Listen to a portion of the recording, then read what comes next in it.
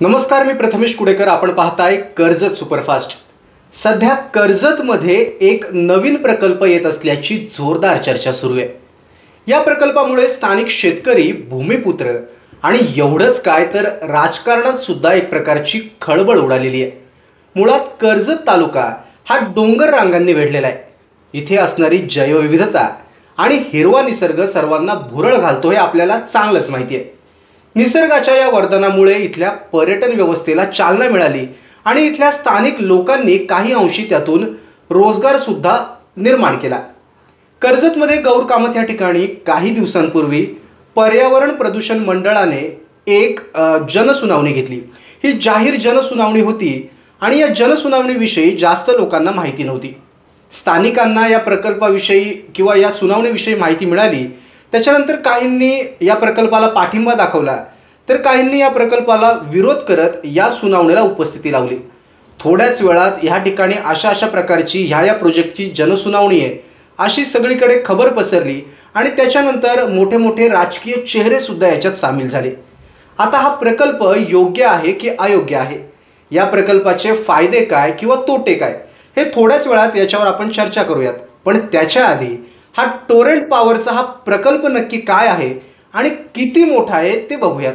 Torrent पॉवरचा हा प्रकल्प कर्जतमध्ये येतोय. त्या प्रकल्पाची किंमत आहे 13,017 कोटी रुपये.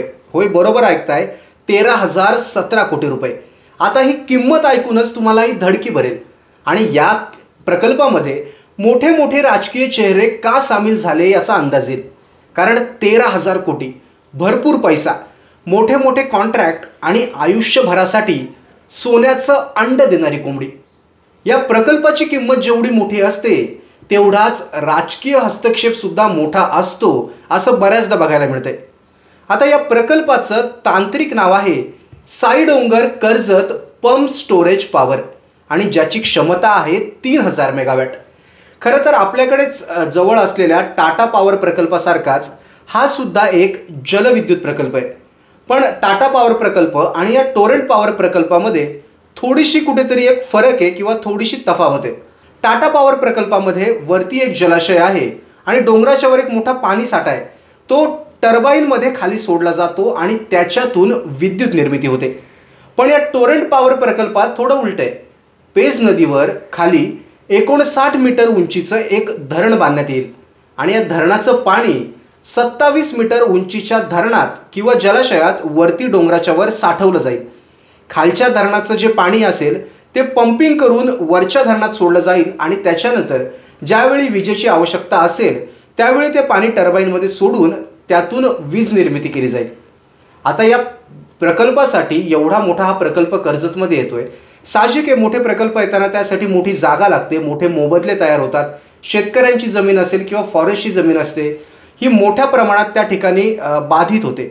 आता या प्रकल्पासाठी अंदाजे 932 एकर जमीन लागणार आहे, ज्याच्यामध्ये 600 एकर जमीन ही जंगल जमीन आहे, म्हणजेच फॉरेस्टची जमीन आहे. आणि इतर जी काही जमीन असणार आहे ती स्थानिकांची आणि शेतकऱ्यांची असणार आहे. जलाशयांची जी काही निर्मिती केली जाणार आहे त्याच्यासाठी आणि या प्रकल्पाच्या बांधकामातून जे काही डबर निघणार आहे त्याच्या साठवणुकीसाठी प्रामुख्याने या जागांचा वापर होणार आहे असं रिपोर्टमध्ये सांगण्यात आलं आहे. आता या प्रकल्पाचे काही टेक्निकल डिटेल्स समजावून घेऊया. आता या टेक्निकॅलिटीजमध्ये खूप मोठे मोठे आणि किचकट आकडे आहेत. ते आकडे काही सोपे करून सांगण्याचा थोडासा प्रयत्न करतो.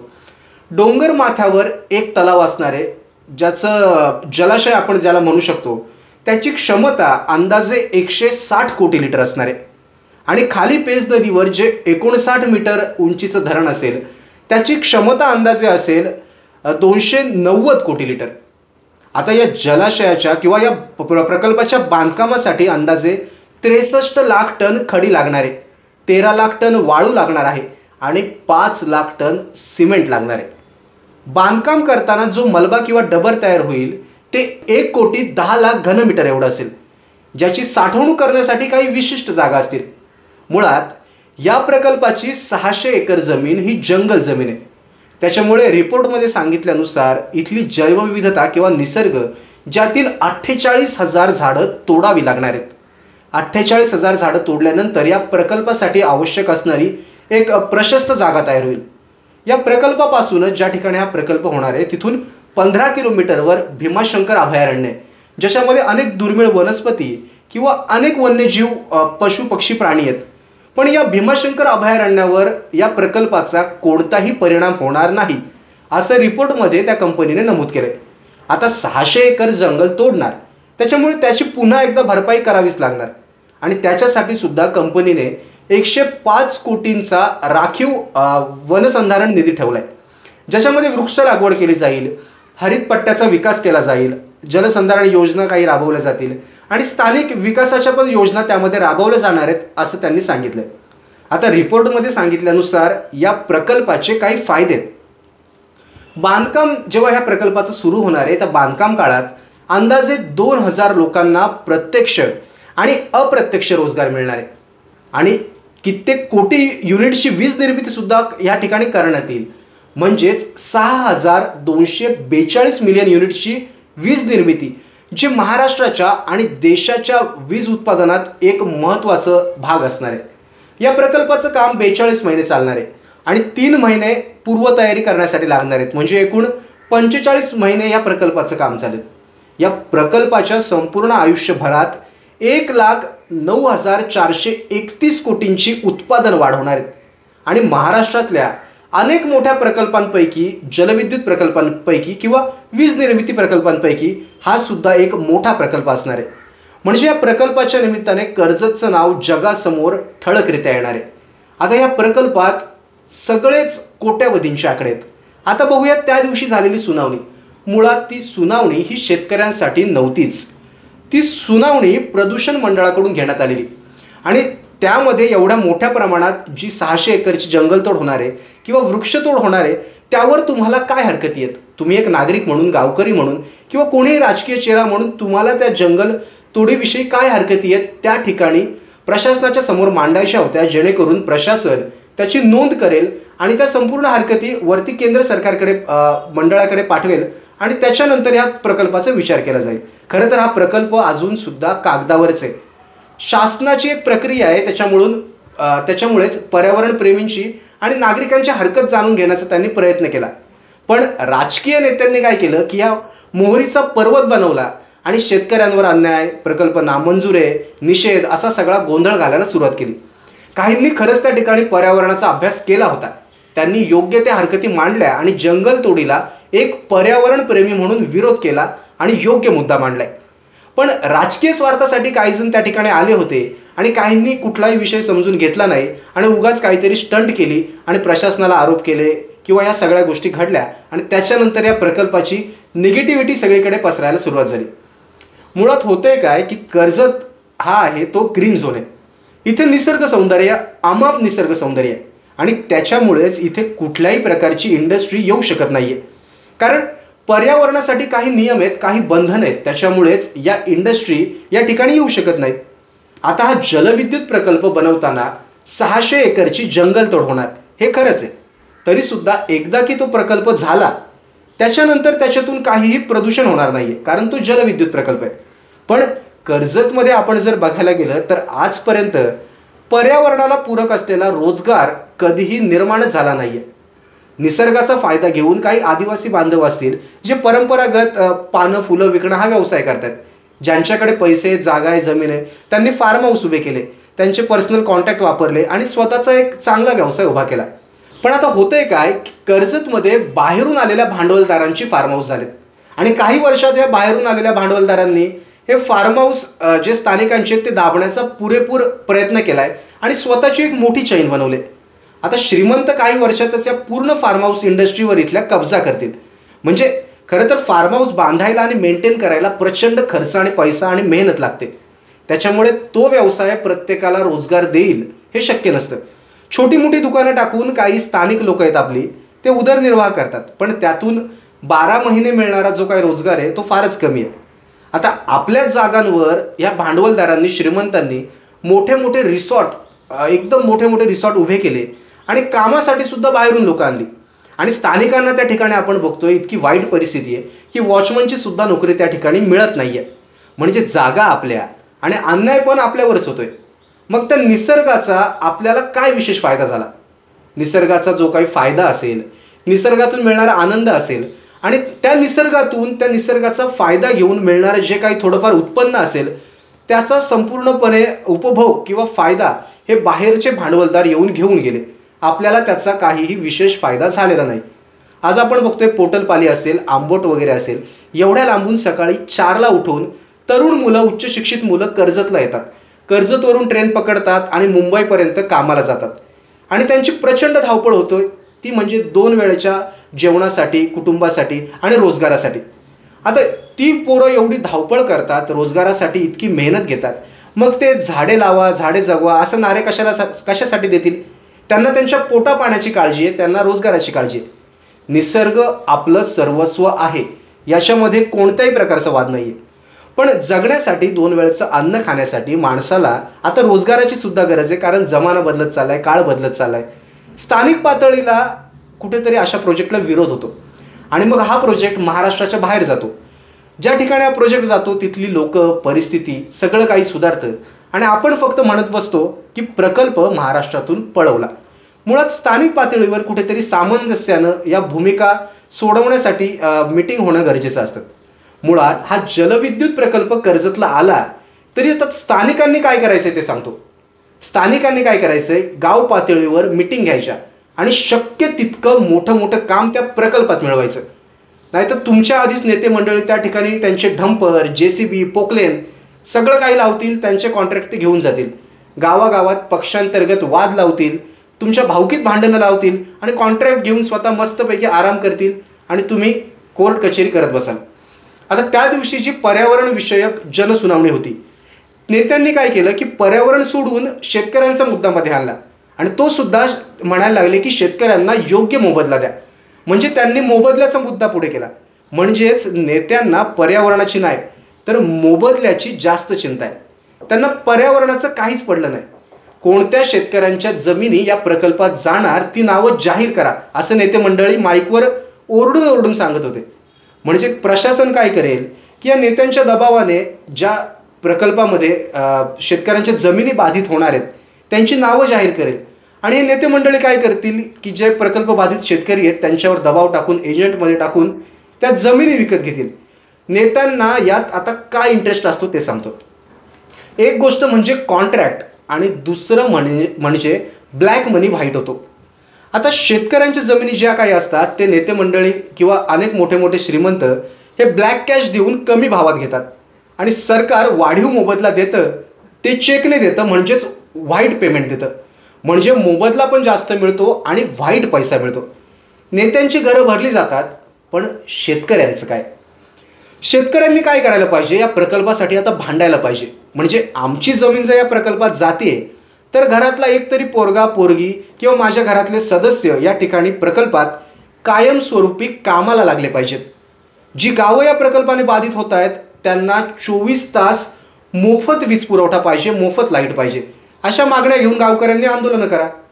जे काही असेल रोजगार तरुणांना घ्या, लाईट मोफत घ्या, त्याच्यानंतर मेडिकल सुविधा असतील त्या घ्या, चांगले प्रशस्त रस्ते घ्या कायमस्वरूपी, पाणी तुम्हाला वापरण्यासाठी शेतीसाठी घ्या. आता हा प्रोजेक्ट येतोय याची चर्चा झाली आहे. त्याच्यामुळे जी गावं बाधित झाली आहेत त्यांच्या आता अपेक्षा वाढल्यात. आता प्रत्येक शेतकऱ्याने एक आकडा डोक्यात ठेवलेला आहे आणि त्यानुसार त्यांच्या जमिनीच्या किमती वाढवून ठेवल्यात. आता नेते मंडळी काय करतील, एजंट वगैरे मध्ये टाकून जमिनी खरेदी करायचा एक प्रयत्न करतील. आणि तरीसुद्धा शेतकरी जर ऐकले नाहीत आणि शेतकऱ्यांनी जमिनी विकायला नकार दिल्या तर काय करतील नेते मंडळी की मोठं एखादं आंदोलन करतील आणि पर्यावरण वाचवा, प्रोजेक्ट हटवा असे नारे देतील आणि एक मोठं आंदोलन त्यांच्या कार्यकर्त्यांना घेऊन करतील. मग या आंदोलनामुळे काय होईल की प्रकल्पाची चर्चा बंद होईल आणि हा प्रकल्प होणार नाही किंवा याच्यावर विचार चालू आहे असा काहीतरी मेसेज सगळीकडे पसरवला जाईल. थोड्या कालासाठी किंवा थोड्या कालावधीसाठी हा प्रकल्प जो आहे तो बाधित होईल आणि थोडासा बंद होऊन जाईल. आता प्रकल्प तर होणार नाही, मग जमिनीचे भावसुद्धा परत खाली आले आणि त्याच वेळी राजकीय नेते आणि भांडवलदार जे असतील ते डाव टाकतील. आता प्रोजेक्ट इथून गेला, आता जमिनीचं तुम्ही काय कराल? म्हणून शेतकऱ्यांकडनं आता कमी भावात त्या जमिनी विकत घेतील आणि पुढच्या काही महिन्यात पुन्हा एकदा हा प्रोजेक्ट येतोय, सरकार सकारात्मक आहे किंवा पर्यावरणाचा योग्य तो विचार केला जाईल असे काही मुद्दे हे राजकीय नेते स्वतःच समोर आणतील. आणि आता मात्र शेतकरी फसलेला असेल. शेतकरी तर जमीन विकून बसला, नेत्यांनी आंदोलन करून या प्रोजेक्टवर तात्पुरता स्टे सुद्धा आणला, प्रोजेक्ट दाबला आणि जमिनी घेतल्या. आता शेतकऱ्याच्या हातात काय? म्हणून तुमची शेती जातीये तर योग्य तो मोबदला घ्या आणि घरातला एक तरी जड त्या ठिकाणी कायमस्वरूपी कामाला लावा, तर आणि तरच शेतकऱ्यांचा त्या ठिकाणी फायदा होईल. नाहीतर शेतकरी, प्रामाणिक शेतकरी असेल किंवा इथला स्थानिक भूमिपुत्र असेल, हा राजकीय नेते मंडळींच्या वादात हा भरडला जाईल. बाकी पर्यावरण आपण तर करतच बसणार आहे. आणि होईल कसं माहिती आहे का, की इथे स्थानिकांना खरं तर जगण्यासाठी पुरेसा रोजगारच नाही आहे. पर्यावरणाच्या नावानं रोजगारसुद्धा आता श्रीमंत लोक घेऊन गेलेत. या पर्यावरणाच्या नावाखाली श्रीमंतांनी फार्म हाऊस उभारून त्यांचा रोजगार सेट केलाय, व्यवसाय सेट केलाय. आता स्थानिकांना काय उरलंय? शेती करायची म्हटली तर खर्चिक कामे, माणसं रोजंदारीने आणायची, खतं, औषधं सगळंच महाग. जेमतेम घरी खायला भात होतो. आणि शेती ही माणसाला जगवण्यासाठी असते, शेती ही पडीक ठेवण्यासाठी नसते. याचा सुद्धा विचार आपण केला पाहिजे. खरं तर केंद्र सरकारने हा एवढा मोठा प्रोजेक्ट म्हणजेच 13,000 कोटींचा जर प्रोजेक्ट ठरवलाय, तर कितीही विरोध केला तरी आज ना उद्या तो प्रोजेक्ट होणारच. कारण याच्या मागे प्रचंड मोठं नियोजन आहे. आपण आंदोलनं किंवा विरोध जरी केला तरी या प्रकल्पाला थोडा वेळ लागेल, पण सरकारने जर ठरवलंच तर प्रोजेक्ट कुठल्याही परिस्थितीत होईल. आता त्याच्यामध्ये स्थानिकांनी कसा फायदा करून घ्यायचा याच्याकडेच लक्ष देणं गरजेचं आहे. खरं तर 13,000 कोटींचा प्रकल्प आहे. नेते मंडळी काय करतील? विरोध करून स्टंटबाजी करतील. आणि शेतकऱ्यांची त्यांना किती काळजी आहे, शेतकऱ्यांच्या मोबदल्याची किती काळजी आहे, हे वारंवार सांगण्याचा प्रयत्न करतील आणि तशी स्टंटबाजी करून या प्रकल्पाला विरोध करतील. पण तसं नाही आहे खरं तर. कारण या प्रकल्पाला जेवढा विरोध मोठा तेवढाच त्यांचा खिसा जड आणि कॉन्ट्रॅक्टसुद्धा मोठे मिळणार. या प्रकल्पाला विरोध करा किंवा पाठिंबा द्या, याच्यात फायदा आहे फक्त नेते मंडळींचा. नेते मंडळी याच्यात भरघोस पैसे कमावतील, कॉन्ट्रॅक्ट घेतील. कारण त्यांच्यासाठी 13,000 कोटींचा प्रकल्प म्हणजे आयुष्यभरासाठी सोन्याचं अंड देणारी कोंबडी आहे. खरं तर ज्यांच्या जमिनी जाणार आहेत ते शेतकरी या ठिकाणी भरडले जाऊ नयेत एवढीच काय ती काळजी आहे. जंगलतोड तर होणार आहे आणि त्याच्या बदल्यात आम्ही झाडंसुद्धा लावणार असं कंपनीने सांगितलं आहे. आणि आधीसारखंच जंगल तयार करण्याचा प्रयत्नसुद्धा करणार आहे आणि हिरवा निसर्ग बनवण्याचा प्रयत्न करणार आहे. नक्कीच जी जंगलतोड होणार आहे त्याच्यासारखा निसर्ग तर पुन्हा एकदा बनवता येणार नाही, पण कंपनी म्हणते की आम्ही त्या प्रकारे निसर्ग किंवा हरित संपत्ती बनवण्याचा नक्कीच प्रयत्न करू. मुळात होतंय काय की स्थानिकांना आता रोजगार गरजेचा आहे. कारण निसर्गाचा फायदा आपल्याला घेता येत नाही आहे, आपल्याकडे पुरेसं भांडवल नाही आहे की पर्यटनाविषयी आपण काहीतरी बनवून त्या ठिकाणी रोजगार तयार करू. आणि शेतीसाठी पूरक व्यवसायसुद्धा आपल्याकडे आता उभा राहत नाही आहे. त्यामुळे हा प्रकल्प जर झाला तर चांगलंच आहे खरं तर. कारण महाराष्ट्रातल्या मोठ्या प्रकल्पांपैकी हा एक असणार आहे. फक्त नेत्यांना जे काय आहे त्यांचं कॉन्ट्रॅक्ट मिळायच्या आधी शेतकऱ्यांनी तिथे भांडून काय असेल ते मिळवा. तुमच्याकडे JCB असतील, ट्रॅक्टर असतील, डंपर असतील, पोकलेन असतील, त्या ठिकाणी भांडून ते कॉन्ट्रॅक्ट घ्या. तुमचा स्वतःचा रोजगार त्या ठिकाणी तयार करा. आता होईल काय खरं तर, ही जनसुनावणी जी पर्यावरण प्रदूषण मंडळाने घेतली त्याच्यामध्ये जंगलतोडीला जर तुमचा विरोध असेल तर हरकत नोंदवायची होती. खरं तर याच्यामध्ये सुद्धा किती पर्यावरणप्रेमी एकत्र येतील हा सुद्धा मुद्दा विचार करण्यासारखा आहे. आता आपण जंगल तोडू नका म्हणून विरोध करणार, बऱ्याचशा हरकती दाखल करणार आणि मग सारखं सुनावण्यांना जायला लागणार. कामधंदे सोडून आपण सुनावण्यांना वैतागणार आणि नंतर काय म्हणणार, जाऊ दे, जे चाललंय ते चांगलं आहे. आणि तसंही निसर्गाचा ऱ्हास आपण करतोच आहे. मोठे मोठे बिल्डिंग प्रोजेक्ट उभारतोय, औषधी झाडं सोडून आपण घराबाहेर शोची झाडं लावतोय आणि हिरवळ खोटी तयार करतोय. म्हणजे ही शोची झाडं आणि हिरवळ दाखवणं म्हणजे आपण निसर्गाची जपणूक करतोय असं नाही. जी काही औषधी झाडं असतील, निसर्गाची झाडं असतील ती लावणं खरं तर गरजेचं आहे. आता या शेतकऱ्यांना किंवा या प्रकल्पात जे बाधित होणार आहेत त्यांना विचार करायचा आहे. आपल्याला प्रकल्प हवा आहे की आपल्याला प्रकल्प नको आहे? आपल्याला फक्त रोजगार हवा आहे की नको, की फक्त आपल्याला निसर्गच हवा आहे याचा सुद्धा विचार करायचा आहे. निसर्ग वाचवण्यासाठी आंदोलनं करायची म्हटली तरी राजकारण बाजूला ठेवून किती जण एकत्र येतील याच्यावर विचार करा. कारण हे नेते मंडळी काय करतील, पक्ष बाजूला ठेवून निसर्गासाठी एकत्र येऊन आंदोलन करतील का याच्यावर विचार करा. नेते मंडळी स्वतःच्या पक्षाला घेतील, एका पक्षातर्फे आंदोलन करतील, पण सगळे नेते एकत्र येऊन या निसर्गासाठी, कर्जतच्या निसर्गासाठी आंदोलन करतील का? आज एक पक्ष आंदोलन करेल, उद्या एक पक्ष करेल. याचा अर्थ त्यांना निसर्गाचं काहीच पडलं नाही. याच्यात सगळं पूर्णपणे अर्थकारण दडलेलं दिसतंय. खरं तर 13,000 कोटींचा प्रकल्प म्हणजे खाऊ नाही आहे. शेतकऱ्यांनी आता काय करा, एकत्र या, राजकारण दूर ठेवा. कारण गावामध्ये शेतकऱ्यांमध्ये राजकीय वाद लावण्याचे सुद्धा प्रयत्न होतील आणि स्वतःचा फायदा नेते मंडळी करून घेतील किंवा राजकीय चेहरे करून घेतील. 13,000 कोटींचा प्रकल्प शासनाने प्रशासनाने जो ठरवलेला आहे तो आज ना उद्या होईल. पण या ठिकाणी फक्त आणि फक्त तुम्हाला निसर्ग जपायचा आहे की निसर्गासोबत तुम्हाला कुठेतरी रोजगार हवा आहे, तुमची रोजीरोटी हवी आहे, तुमचा उदरनिर्वाह हवा आहे. यासुद्धा गोष्टींचा विचार करणं गरजेचं आहे. कारण इथल्या स्थानिकांना जर या प्रकल्पाच्या माध्यमातून रोजगार मिळतोय, त्यांना कुठेतरी कायमस्वरूपी एक जगण्याचं साधन मिळतंय, तर मला वाटतं या प्रकल्पाला पाठिंबा दिला पाहिजे. आणि जर कंपनीने त्या तशा प्रकारची जर जंगलतोड होणार आहे, त्याच्या बदल्यात हरित पट्ट्याचा जो विकास कंपनी म्हणते की आम्ही करू, या ठिकाणी अनेक योजना राबवू की जेणेकरून निसर्ग पुन्हा एकदा चांगल्या प्रकारे बहरेल, तर त्या गोष्टीला कुठेतरी अजून एक पाठबळ देत इथल्या स्थानिक प्रशासनाने सुद्धा त्या कंपनीशी हातमिळवणी करून सगळीकडे मोठ्या प्रमाणात वृक्ष लागवड करून, ज्याच्यामध्ये नागरिक सुद्धा सामील असतील, प्रकल्प बाधित सामील असतील, अशा प्रकारचं एकत्रीकरण गरजेचं आहे की जेणेकरून इथल्या निसर्गाला सुद्धा धक्का लागणार नाही. खरं तर या प्रकल्पाचं का कौतुक आहे, तर कर्जत सारख्या ठिकाणी इथल्या डोंगर रांगांचा त्या प्रकल्पाला फायदा होणार आहे, म्हणून या ठिकाणी इतका मोठा प्रोजेक्ट येतोय. आणि हा प्रोजेक्ट एकदा की तयार झाला, ज्या वेळेला हा प्रोजेक्ट पूर्ण होईल त्यावेळेला त्या प्रकल्पामधनं प्रदूषण होणार नाही आहे. त्याच्यामुळे निसर्गाला फक्त हा प्रकल्प बनवतानाच हानी होणार आहे. आणि आपण जर विचार केला स्थानिकांच्या रोजगाराचा, किंवा या प्रकल्पामुळे इथे कर्जतला चांगले रस्ते होतील, आसपासच्या गावांमध्ये चांगले रस्ते होतील, जे प्रकल्प बाधित आहेत त्यांना मोबदला मिळेल, त्यांची परिस्थिती चांगली सुधारेल. त्याच्यानंतर त्यांना कुठेतरी 24 तास लाईटसुद्धा मिळेल. आपण बघू शकतो की ढाक गावात देशाला स्वातंत्र्य मिळून 76 वर्ष झाली तरी ढाक गावात आजपर्यंत लाईट गेली नाही. मग जी काही अशी प्रकल्पग्रस्त गावं आहेत, समजा ढाक गाव आहे, त्या ठिकाणी लोकांना चांगली घरं मिळतील, त्यांच्या गावापर्यंत रस्ता जाईल, त्यांच्या गावातली मंदिरं चांगली होतील, जो काही असेल रोजगाराच्या माध्यमातून एक मेडिक्लेम सुविधा वगैरे सुद्धा मिळू शकते. अशा पद्धतीची मागणी जी काय असेल ते गावकरी आता एकत्र येणं गरजेचं आहे आणि गावकऱ्यांनी मिटिंगमध्ये एक ठराव करणं गरजेचं आहे, ज्यामध्ये पक्ष आणि राजकारण हे पूर्णपणे कुठेतरी बाजूला ठेवलं जाईल आणि एक गावकरी म्हणून, एक स्थानिक म्हणून, एक प्रकल्प बाधित म्हणून किंवा या प्रकल्पाचा आपल्याला फायदा कसा करून घेता येईल त्याचा विचार करून गावकऱ्यांनी एकत्र येणं गरजेचं आहे. बाकी शहरामध्ये आपण बघू शकतो की शहरामधल्या लोकांना त्यांचा रोजगार आहे. गावाखेड्यातल्या लोकांना प्रचंड लांब प्रवास करून कर्जतपर्यंत यायला लागतं, इथून मुंबईच्या दिशेने जायला लागतं, त्यांची प्रचंड धावपळ होते.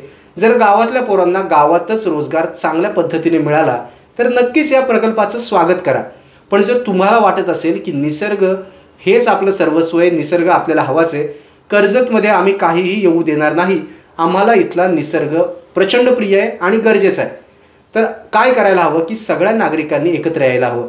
4-2 लोकांनी बोलून निसर्ग वाचत नसतो. 4-2 लोकांच्या हरकतींनी प्रकल्पावर स्टे सुद्धा येणार नाही. एक काहीतरी लिमिट असेल की हजारो लोक जेव्हा एकत्र येतील, हरकती नोंदवतील, मोठ्या प्रमाणात विरोध करतील, त्याच वेळी हा प्रकल्प या ठिकाणी थांबू शकतो. नाहीतर या प्रकल्पाला थांबवणं सोपं नाही आहे, कारण या प्रकल्पामध्ये एक मोठं अर्थकारण असल्याचं दिसतंय. राजकीय नेते याच्यात सामील होतील, गावकऱ्यांना भडकावतील. त्यामुळे गावकऱ्यांनी आत्ताच एकत्र या, तुमचं जे काही कॉन्ट्रॅक्ट असेल, तुमचं जे काही काम असेल त्या प्रकल्पामध्ये मिळवा, स्वतःचा रोजगार तयार करा, स्वतःचा विकास करा, गावाचा विकास करा. पर्यायानं तालुक्याचा विकास होईल, जिल्ह्याचा विकास होईल आणि देशाचा सुद्धा विकास होईल. फक्त आणि फक्त विरोध करून आपल्या हाती काहीही उरणार नाही. त्यामुळेच एकतर निसर्ग पूर्णपणे वाचवा किंवा दुसरी गोष्ट प्रकल्पाला पाठिंबा द्या आणि त्याच्यातून स्थानिकांनी स्वतःचा फायदा करून घ्या. आता स्थानिक या गोष्टींकडे कितपत लक्ष देतील, नक्कीच इथून पुढच्या काळामध्ये गावांमध्ये काही मीटिंग होतील, स्थानिक शेतकरी असतील एकत्र येतील, एकतर निसर्ग वाचवा असं म्हणतील किंवा मग या प्रकल्पाला पाठिंबा आहे असं म्हणतील. बघूयात येत्या काळात काय होतंय. खरं तर हा प्रकल्प प्रचंड मोठा आहे, 13,000 कोटींचा प्रकल्प आहे. राजकीय नेत्यांनी त्या ठिकाणी डल्ला मारायच्या आधी स्थानिकांनी त्या ठिकाणी जा, स्वतःचं कॉन्ट्रॅक्ट काम मिळवा आणि एक चांगल्या प्रकारचा रोजगार या प्रकल्पातून कसा मिळेल याच्याकडे लक्ष द्या. बाकी गावातली भांडणं, तंटे, राजकारण हे रोजच सुरू राहणार आहे. प्रत्येकाला चिंता आहे ती स्वतःच्या रोजगाराची, 2 वेळेच्या पोटापाण्याची.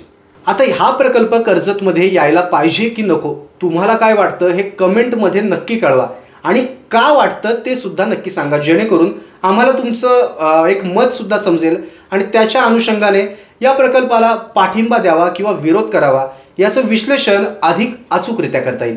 धन्यवाद.